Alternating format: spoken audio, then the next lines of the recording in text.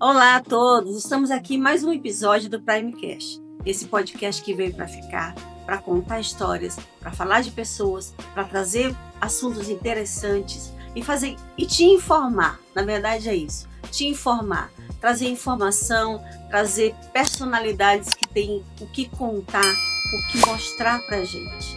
E nesta noite, neste momento, eu tenho uma pessoa muito especial que Guaraciaba do Norte recebeu de braços abertos e que tem sido agraciada, tem sido reconhecida por um trabalho impecável desde o momento que ela colocou os pés aqui. Eu estou falando de Malúcia Torquato, secretária de Educação do município de Guaraciaba do Norte. Hoje a nossa conversa é com uma gestora que une sala de aula e estratégia, teoria e prática, pesquisa e chão de escola. Malúcia Torquato Lima Gonçalves é pedagoga, doutora e mestre em educação pela UES, professora universitária e atualmente secretária de Educação de Guaraciaba do Norte. À frente da pasta, tem conduzido um processo de modernização da rede municipal, aproximando a escola da realidade dos alunos, fortalecendo a formação dos professores, trazendo mais organização, tecnologia com propósito, inclusão para que ninguém fique para trás. Malúcia, seja bem-vinda. Vamos entender o que já mudou, o que está em andamento e para onde a educação do município está caminhando. Bem-vinda. Muito obrigada, agradeço pelo convite e estou à disposição para que a gente possa cada vez mais comunicar as pessoas e discutir a educação, que é algo que move o nosso coração, que dá energia para que a gente trabalhe de fato com propósito. Que move muito o seu coração, não é verdade? Com certeza. Eu costumo dizer que quem está na educação precisa ter propósito de vida, associando o trabalho à função social da escola, que envolve a cultura, que envolve a mudança que a educação pode fazer na vida das pessoas. E a educação de Guaraciaba, a educação de qualquer município, ela precisa avançar sempre nesse sentido. O que a gente pode fazer como servidor público hoje para mudar as circunstâncias de oportunidades que as crianças precisam para ser e estarem no mundo, vivenciando sua cidadania desde hoje, porque não é só o cidadão de amanhã, é o cidadão que precisa ser cuidado desde a primeira infância, numa parceria entre saúde, educação e proteção social, que precisa dos cuidados lá da gestação, que envolve toda a Secretaria de Saúde, os programas de atenção básica, e que quando chegam à escola precisam ser educados e cuidados. E as circunstâncias onde essa criança se encontra nas unidades escolares, elas podem fazer toda a diferença para um futuro melhor, com oportunidades, que é o que a gente enseja, ou para, de alguma forma, influenciar negativamente. Nós estamos aqui para construir nesse mundo uma Guaraciaba melhor. Quando você assumiu a secretaria, qual foi o primeiro diagnóstico que te fez dizer: aqui precisa mudar já? Pensar na aprendizagem efetiva das crianças de todas as séries e de todos os anos. Nós temos a etapa da educação infantil que compreende de 0 a 5 anos. Essa etapa ela tem como eixo estruturante as interações e brincadeiras. As interações que vão fortalecer os vínculos dessa criança com o mundo, com a família, com a escola, com os demais. E na educação infantil existem os campos de experiência na interação dessa criança com os outros e dessas crianças com o meio que ela vive, com o contexto que ela vive. Tudo isso é muito importante dentro de um outro processo de cuidar. Então, Guaraciaba precisa de uma atenção especial ao que acontece na gestão da sala de aula, para que as crianças elas não aprendam e não sejam apenas vistas como um resultado de uma avaliação externa, pensando somente a série avaliada para se fazer uma política de resultado, para mostrar que está fazendo muito porque vai ter escola nota 10. Isso é importante, sim. Todos nós ensejamos, é importante para a escola, é importante para a comunidade, é importante para os gestores ao longo da sua história. Mas o que precisa ser cuidado em qualquer circunstância é simplesmente o nosso aluno está aprendendo os conteúdos cognitivos, as experiências que são peculiares a cada ano em que eles se encontram. Essa é a grande pergunta que a gente precisa fazer, refletir e mobilizar estratégias para que a resposta seja sim e para que nós não sejamos gestores públicos, educadores que estamos trabalhando para continuar produzindo analfabetos funcionais. Isso é muito importante. Fazer a educação precisa pensar nesse propósito de a educação servindo à função de dar oportunidades para que as pessoas cresçam e se desenvolvam. Eu digo sempre para os diretores da escola, não existe melhor pagamento para um professor, para um diretor, para um coordenador, do que você ser influência positiva na vida de alguém. E você vê o seu aluno lá na frente, indo para o ensino médio, passando no curso dos seus sonhos, se formando, voltando para a comunidade, contribuindo para o desenvolvimento sustentável. Isso é que move o mundo. Por isso que a educação é tão importante. Ela precisa que, por exemplo, a infraestrutura ela seja importante, seja vista, seja cuidada, que o ambiente da sala de aula tenha as condições favoráveis, com ventilador, com sala climatizada, com carteira de boa qualidade, com material didático, com lousa digital, com os alunos aprendendo por meio das metodologias ativas e o laboratório de robótica, que está inserido dentro dessa cultura maker, que é uma cultura, Cláudia, que a gente tem uma base nacional comum curricular que diz quais são os conteúdos importantes para cada criança, os objetivos em cada série. E existe essa BNCC, né, Base Nacional Comum Curricular, da computação. E ela fala muito sobre o propósito de você suscitar nos educandos o pensamento computacional. Você trabalhar os conteúdos de matemática, de ciência, de história e geografia para esse aluno aprender a pensar, ele aprender fazendo, ele ser capaz de resolver problemas. É quase um resgate, na verdade, né? Sim. Porque se formos olhar para a educação de hoje, ou melhor, a educação dos últimos anos, e a educação de muitos anos atrás, havia um pensar, havia a busca pelo conhecimento, e foi se perdendo, foi se vulgarizando, né, a educação. E hoje, com essa nova metodologia, com a nossa nova maneira de pensar, o governo faz com que as crianças possam querer novamente criar coisas. É bem interessante quando a gente estuda a pedagogia. Nós temos um conteúdo que todo educador conhece, que são as tendências pedagógicas. E quando a gente vivenciou ao longo da história da educação do Brasil, a tendência pedagógica tradicional, ela tem esse foco no conteúdo. O grande problema é que, às vezes, muitas pessoas falam de forma saudosista, dizendo, antigamente o professor era muito respeitado, antigamente os alunos realmente aprendiam. A escola da década de 70, a escola era para poucos. Nem todos tinham acesso à escola. Isso é verdade. E existe um autor chamado Dermeval Saviani, que ele trata dessa mesma perspectiva do enfoque nos conteúdos, em uma tendência que ele chama de crítico social dos conteúdos. E o que é que essa tendência pedagógica desafia a todos nós educadores no mundo atual?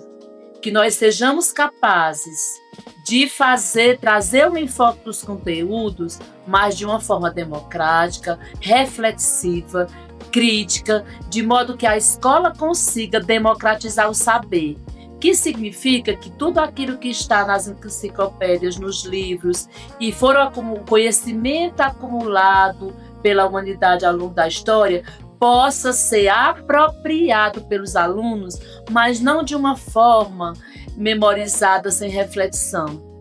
A memorização ela é importante, precisa ser de forma compreensiva. Então, o Lab Maker, a cultura maker que a gente fala hoje, o que é o maker?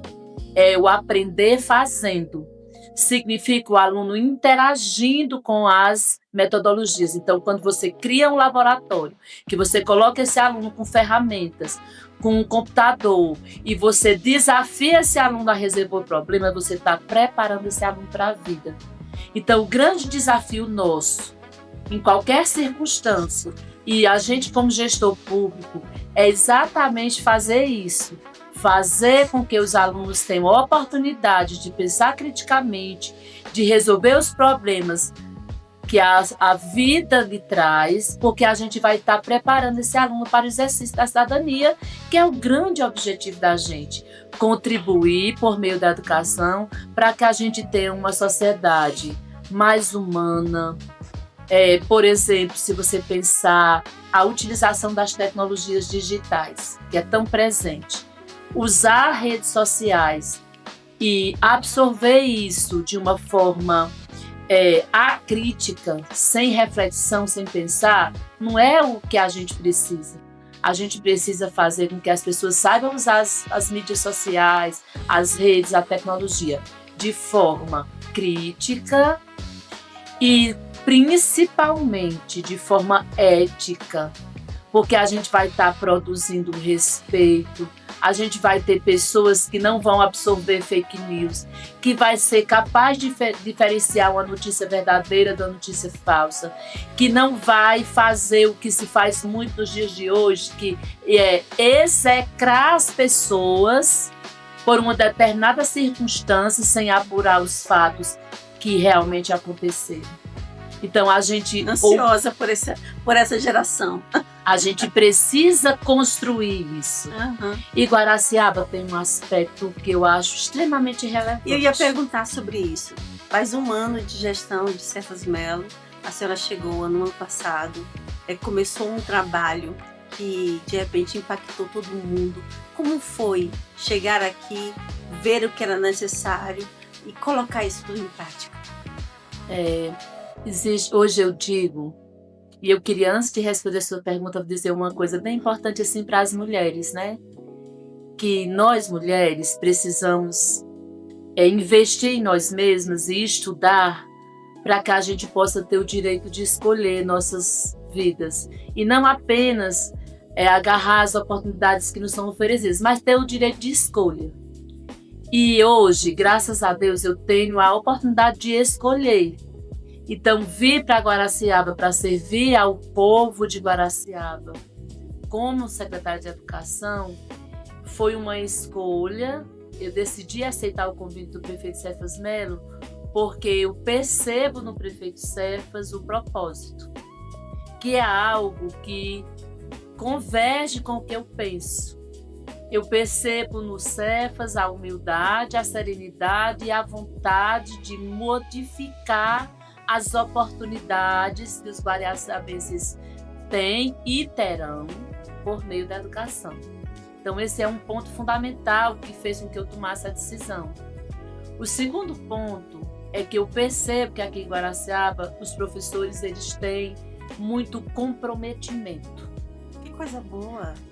A cidade ela é extremamente acolhedora, um clima agradável, pessoas que eu me sinto muito bem aqui em Guaraciaba, fui muito bem recebida, agradeço muito a Deus por isso e também às pessoas que nos acolheram. Eu já cheguei oficialmente no segundo semestre, né? Então a gente encontrou desafios gigantescos que são comuns a um início de gestão. Mas nas conversas que eu tive com o prefeito Cefas, antes de eu estar aqui como secretária, que eu fazia uma assessoria, eu pude perceber esse propósito. E a gente usar nossa experiência de gestão, porque eu já fui gestora em nível regional, né, da SEDUC, em nível de CRED, e já tinha tido a oportunidade de ser secretária de Educação, de assessorar várias prefeituras. Então a gente percebe que existe uma oportunidade de fazer valer aquilo que a gente sonha com a educação, que é criar essas oportunidades para as crianças. Então, a gente foi preparando todos os processos de licitação, de forma transparente, de forma a respeitar a lei, que é algo extremamente primordial na nossa gestão, para que nós pudéssemos chegar e fazer aquilo que era necessário para mudar a realidade. Uma coisa simples, por exemplo, a estrutura das escolas. A gente percebeu desde a transição, que eu ajudei o prefeito Cefas nessa transição, que a infraestrutura ela deixava muito a desejar. Muitos desafios foram encontrados. Ele falou que foram 28 escolas que foram reformadas. Exatamente. E assim, as pessoas podem pensar assim, não, as escolas elas foram apenas pintadas. Não. Todas as escolas passaram por transformações na parte hidráulica e sanitárias, na parte elétrica, dando questões básicas. Exemplo, você tem uma criança, adolescente, no tempo integral. Essa criança já aconteceu a menarca, ela precisa, e isso é garantido por lei, ter dignidade menstrual. E essa criança não tinha sequer uma condição de um chuveiro para ter um asseio. Isso incomodou muito ao prefeito, inclusive durante a campanha.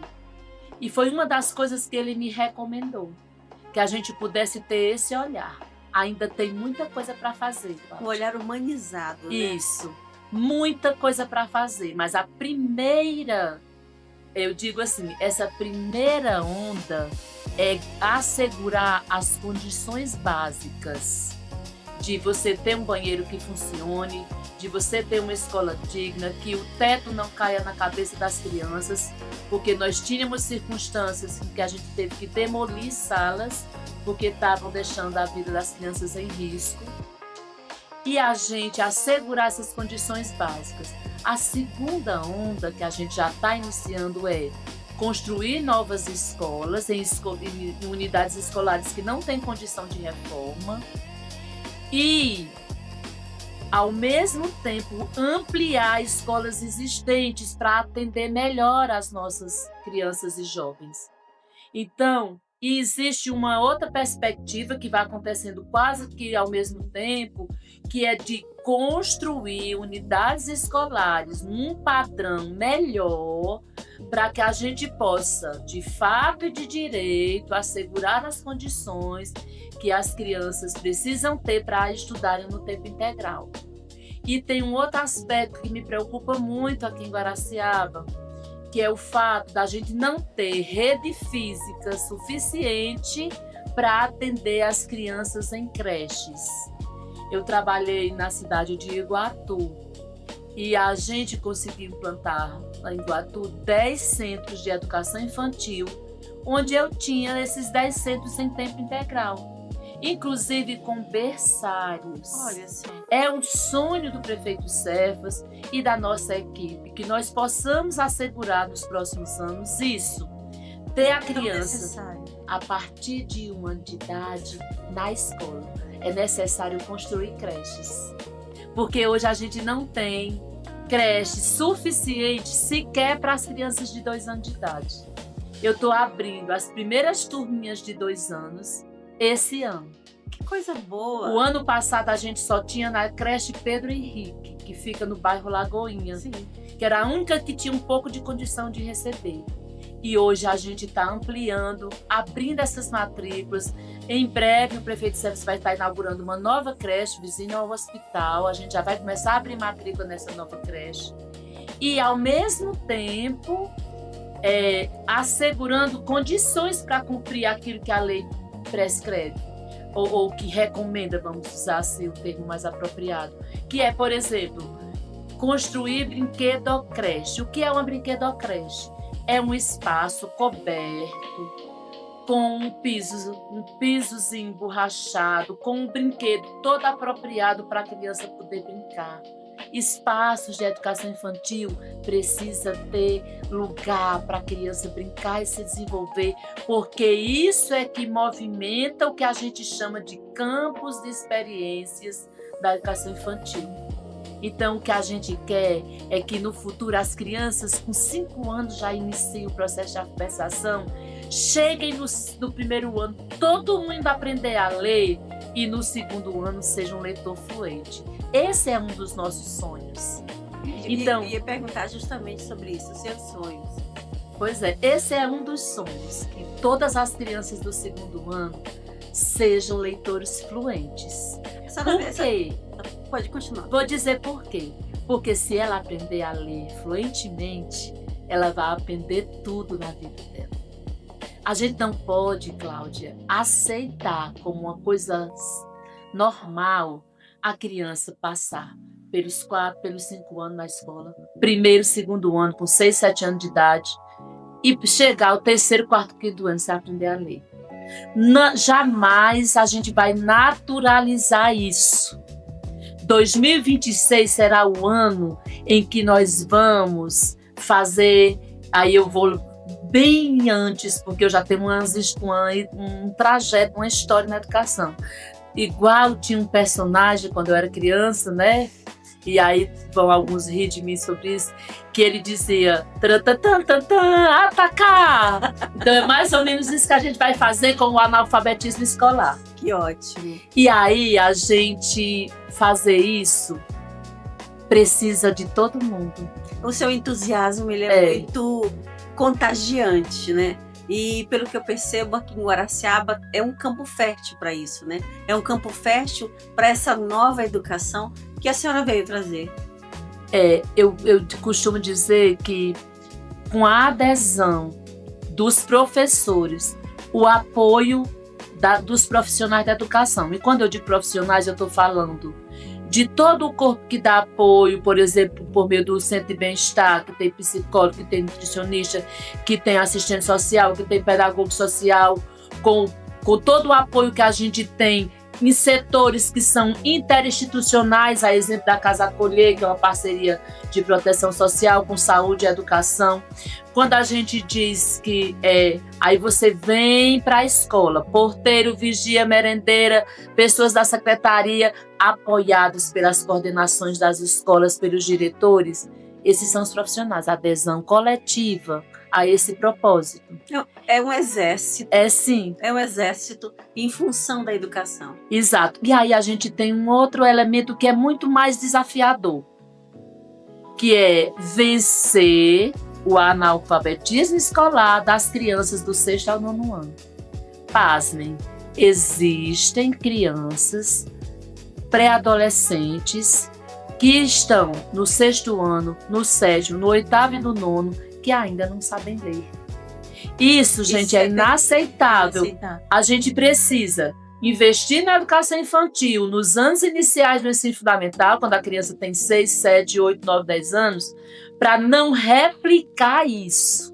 E ainda cuidar desses que precisam recuperar esse tempo. Então, a gente está estruturando um projeto, o setor pedagógico, que a gente tem pessoas muito competentes da Secretaria da Educação, está criando um projeto de recomposição dessas aprendizagens, para a gente ter profissionais de português, de matemática, seja de qual for o componente curricular que for necessário, que dê conta de fazer esse reforço nessa recomposição, para que essa criança tenha a oportunidade de resgatar aquilo que ela não aprendeu na série em que ela já passou.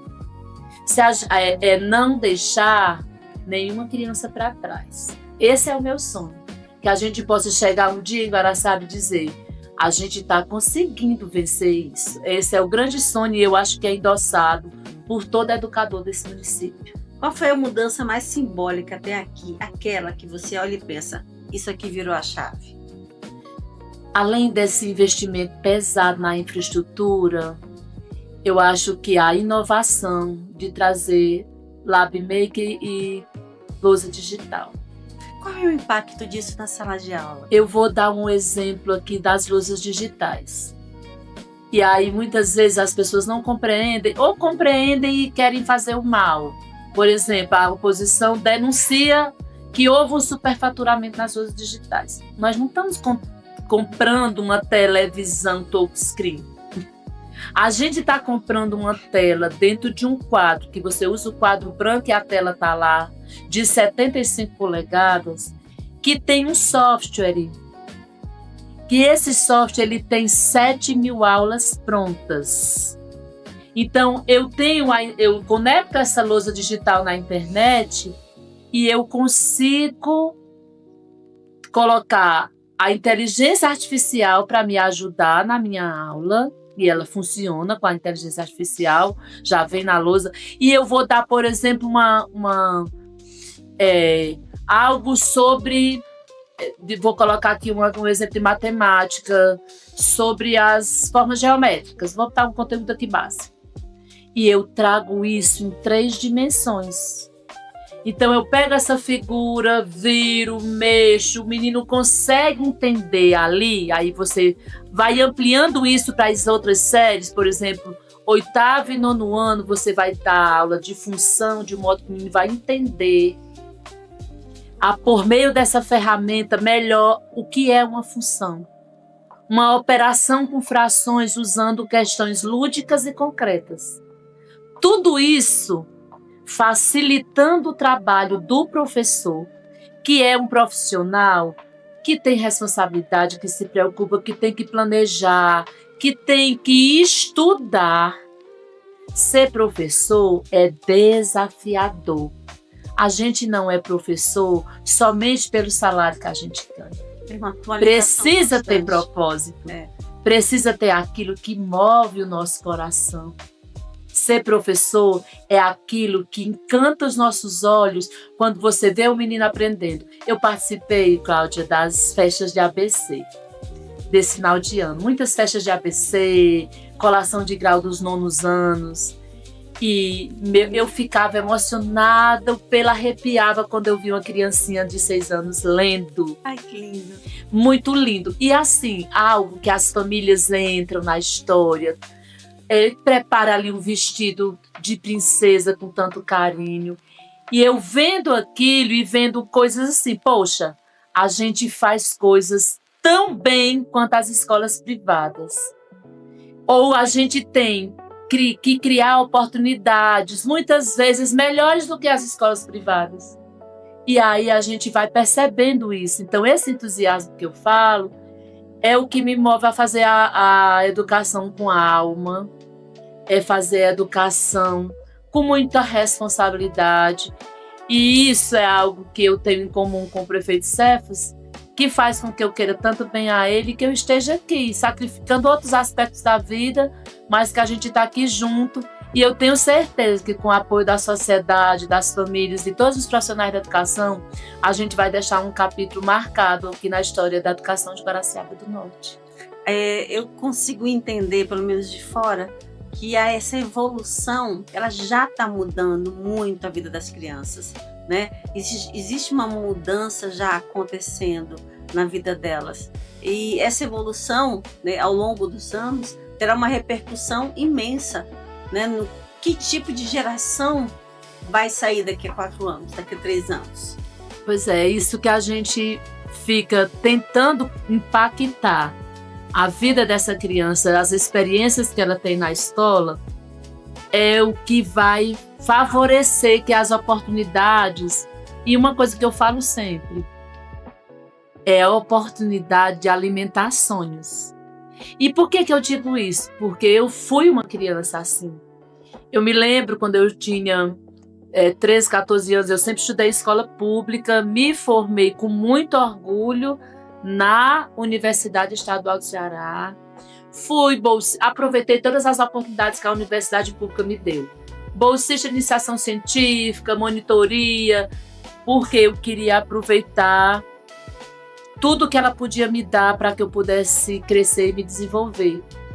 E minhas experiências de pesquisa enquanto professora universitária nunca deixaram de ser na educação básica, que foi onde eu comecei. E você sempre quis ser professora? Eu não tive a oportunidade de ser outra coisa, mas eu vou lhe dizer por quanto que isso me realiza hoje. Quando eu era criança, eu tinha o sonho de ser juíza, de ir para o campo de direito. Quando eu terminei o ensino médio, eu não tinha sequer a passagem para ir para Fortaleza para ir tentar o vestibular. Então eu esperei 6 anos que chegasse à Universidade Estadual do Ceará, na cidade vizinha, que é Tauá, para que eu pudesse fazer o vestibular. E eu agarrei isso com todas as minhas forças. Quando eu já era professora da educação básica nesse momento. Que eu fiz o ensino médio, o curso normal, que prepara o professor para dar aula da educação infantil nos anos iniciais. E a faculdade inteira eu já era professora e fazia faculdade à noite, o curso de pedagogia. E aí eu olhei para as experiências que eu tive e disse, agora eu quero ser professora da universidade. E meu foco continuou sendo a educação básica. E quando eu me formei, com um mês depois eu já tinha sido aprovada para ser professora temporária da Universidade Estadual do Ceará, no mesmo curso que eu tinha me formado. E isso foi no ano 2000, que eu comecei a primeira experiência como professora da Universidade Estadual no campus de Itauá. A UES, eu não sei se vocês conhecem, ela tem vários campos no interior do estado do Ceará, Quixadá, Itapipoca, Crateús, Tauá, Mombaça e tantos outros. Itauá foi um dos campos que foi a primeira turma, teve o vestibular em 95, e eu sou da segunda turma de 96. E direito sumiu. E o direito ficou para minha filha, que agora está aprovada no direito, mas foi por escolha dela. E aí, eu fui fazer o melhor que eu podia com a oportunidade que eu tive. Passei 4 anos como temporária e a condição que tinha para ser professora universitária era você fazer um mestrado, porque na UES, quem não tiver mestrado nem faz o concurso para ser professora. E aí eu fui correr atrás, numa disputa terrível, né, para fazer o mestrado, porque você fazer mestrado acadêmico não é fácil conseguir a vaga também. E eu disputei na época uma vaga com 132 pessoas e tirei o primeiro lugar. Nossa, o quanto que eu fui motivada, para você ter uma ideia. 5 fases extremamente dolorosas, enfim. Para resumir, quando eu terminei o mestrado, em mais ou menos setembro, outubro de 2005, eu já estava aprovada no concurso da Universidade Estadual do Ceará. Eu saí da banca e corri para o RH para tomar posse. E isso mudou a minha vida, mas eu sempre tive meu pé na educação básica pela origem, pelo que a gente pode contribuir. E aí, posteriormente, eu fui coordenadora de CRED, né? O Centro Regional de Desenvolvimento da Educação, que hoje são coordenadorias. A exemplo da CRED 5, que fica em Tianguá, lá em Itauá, é a CRED 15. E foi um grande aprendizado de crescimento. E depois eu fui fazer doutorado. Quando eu estava na CRED, eu já tinha entrado no doutorado. Terminei o doutorado, tive outras experiências, como consultora da SEDUC. Ajudei muito nessa parte do eixo de gestão do PAIC, fazendo a formação dos secretários da educação, do Estado e nessa área. E me diz uma coisa, onde foi que a modernidade, a tecnologia entrou nessa história toda? Desde a pesquisa do mestrado.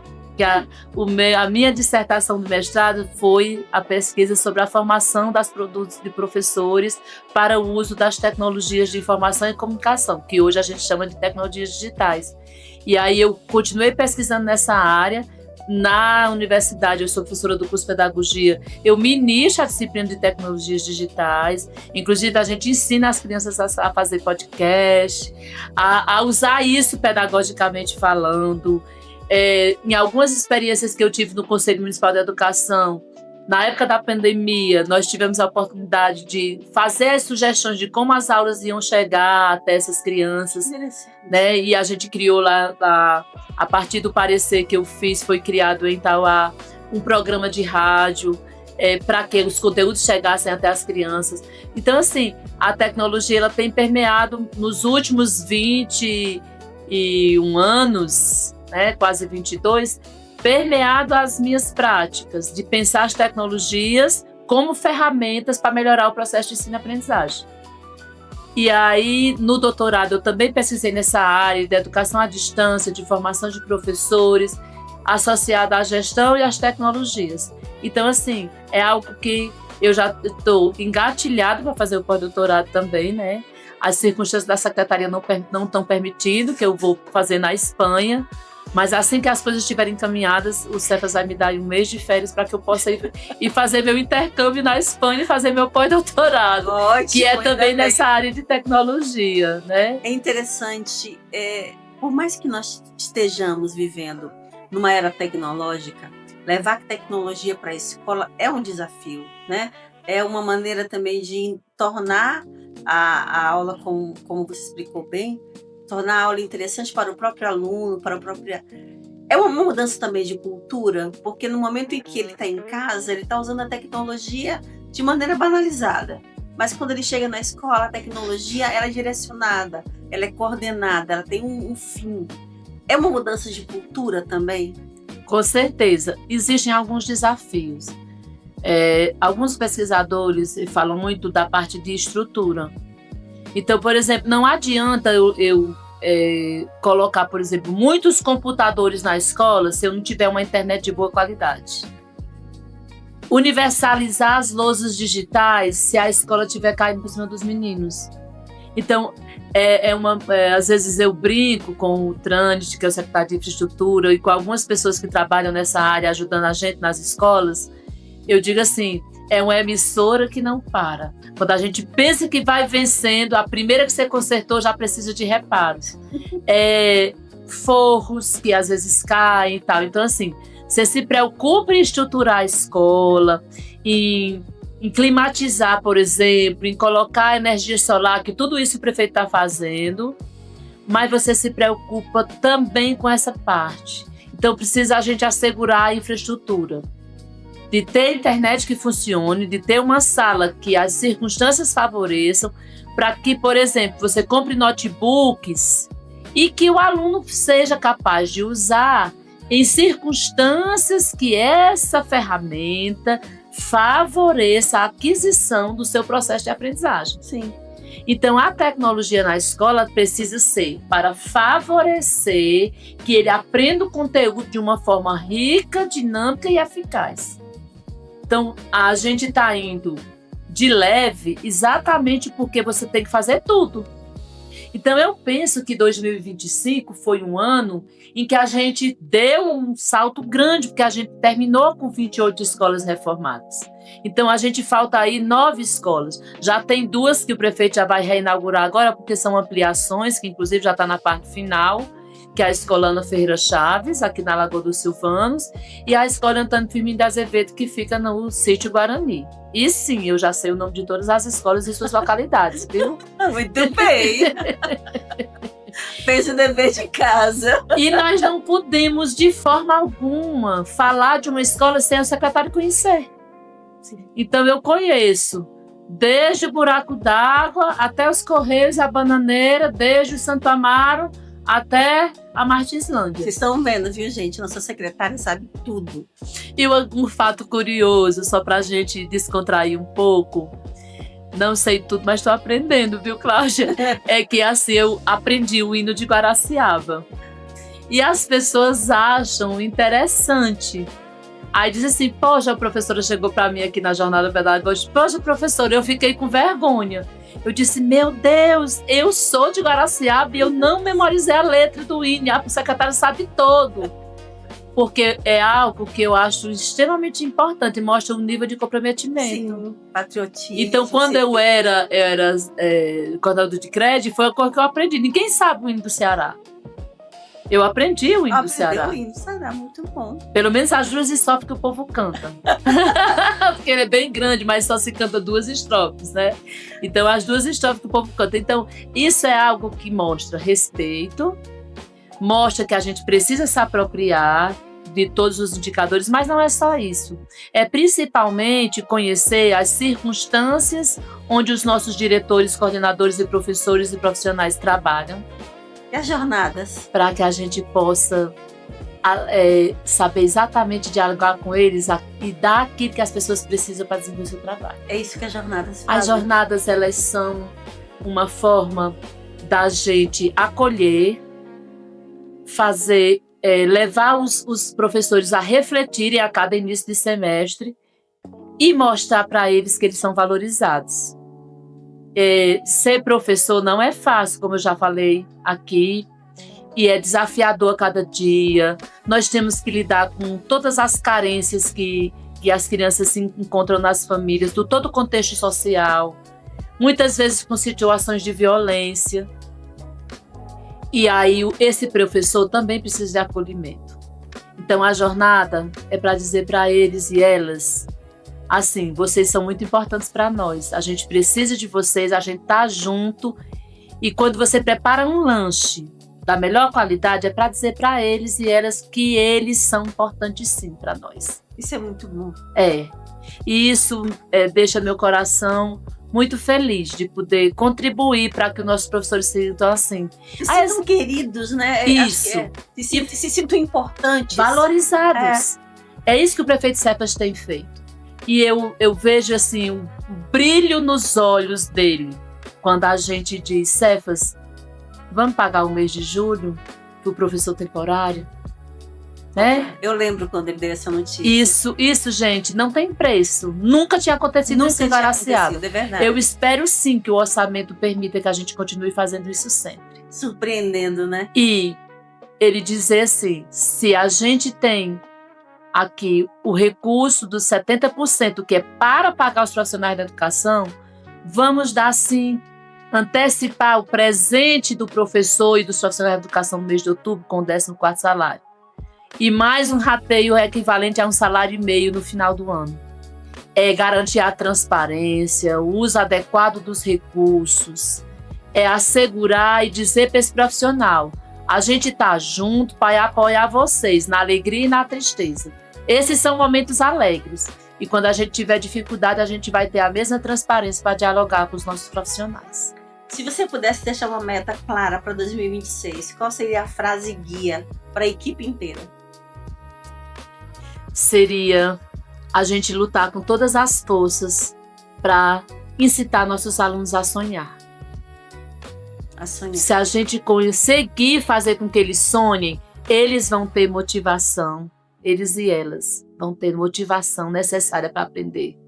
E nós já temos o comprometimento da classe para fazê-los aprender.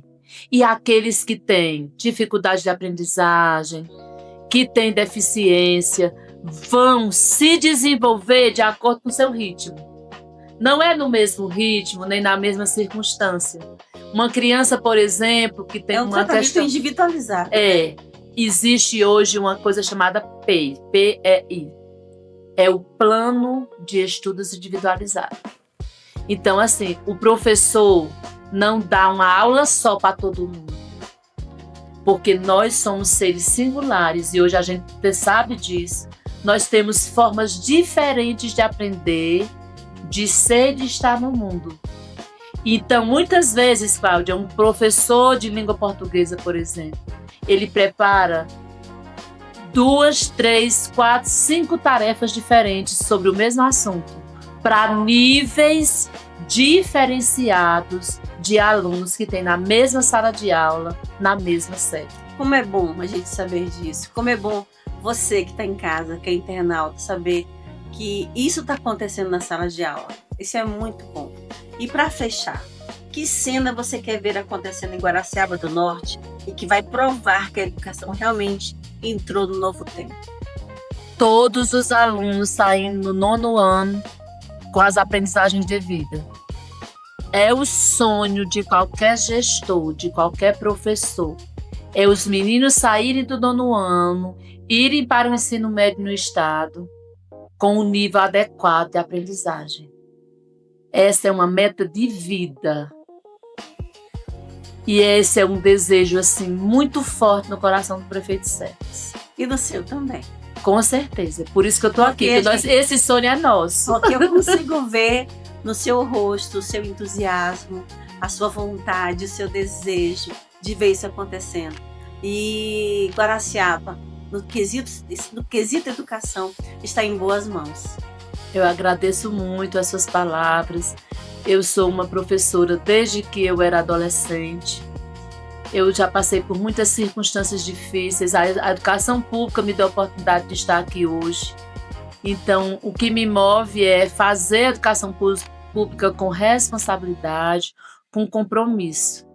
E o que a gente conseguir do resultado vai ser nosso, de todos os professores, de todas as crianças, de todos nós que estamos querendo o bem de Guaraciaba. Que bom. Eu espero sim que a gente consiga juntos dar esse tipo de oportunidade às nossas crianças. E que a senhora possa voltar de novo aqui contando mais novidades pra gente. Obrigada por esse tempo que você abriu aí da sua agenda para vir aqui contar pra gente tanta novidade boa, tanta coisa boa, que explicou, que eu tenho certeza que explicou para pais, para mães, o que realmente acontece hoje nas escolas de Guaraciaba. Nós agradecemos muito o convite e a gente reitera o convite a toda a sociedade guaraciabense para apoiar a educação, para nos ajudar. São muitos desafios, principalmente estruturais que a gente tem, mas a gente tem pessoas que têm comprometimento, gente que acolhe, gente que ama a educação, e a gente está formando uma grande corrente do bem para a gente trabalhar de uma forma democrática, de uma forma amistosa e parceira. E se Deus permitir, com o apoio do prefeito Cefas, a gente vai estar construindo um caminho promissor em Guaraciaba do Norte. Eu tenho certeza disso. Nossa gratidão. Curta, compartilha, salva aí, manda para quem você tem interesse, porque esse assunto com certeza é do interesse da sua família. Muito obrigada pela sua atenção. Até o próximo episódio.